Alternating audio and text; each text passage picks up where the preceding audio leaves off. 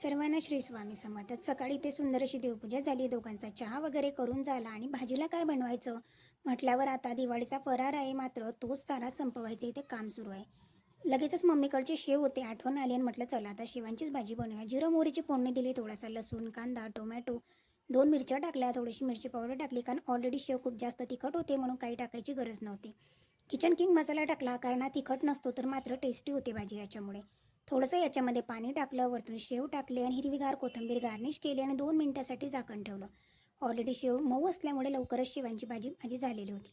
त्याच्यानंतर साईडला लगेचच आवूंचं पाणीसुद्धा ठेवलेलं होतं. आवनीसुद्धा अंघोळीला गेले, तोपर्यंत इथे पोळ्या वगैरे माझ्या बनवून झालेल्या होत्या. भाजी झाली, गरमागरम पोळ्या झाल्या आणि आवूंनासुद्धा टिफिन दिला.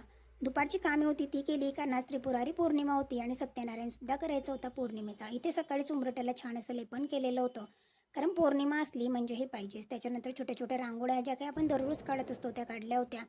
संध्याकाळी छान अशी घरी सत्यनारायण पूजन केलं. त्याच्यानंतर त्रिपुराच्या वाती होत्या त्यासुद्धा झाडल्या 750. त्याच्यानंतर इथे देवपूजा झालेली होती सकाळी आणि संध्याकाळीसुद्धा दिवे लावले आणि देवीचा मंगल कलशसुद्धा मी स्थापन केलेला होता. तर याचा जो काही फुल ब्लॉग आहे ना, तो आपल्या उद्या यूट्यूब चॅनलवर ठीक 2 वाजता अपलोड होईल, सो नक्की बघा. त्याच्यानंतर इथे सुद्धा गॅलरीमध्ये सगळीकडे दिवे लावले आणि घर अगदी छान असं दिव्यांनी प्रसन्न केलेलं होतं आणि छान वाटतं ना असं कोणतेही सणवार. असा होता माझा आजचा दिवस.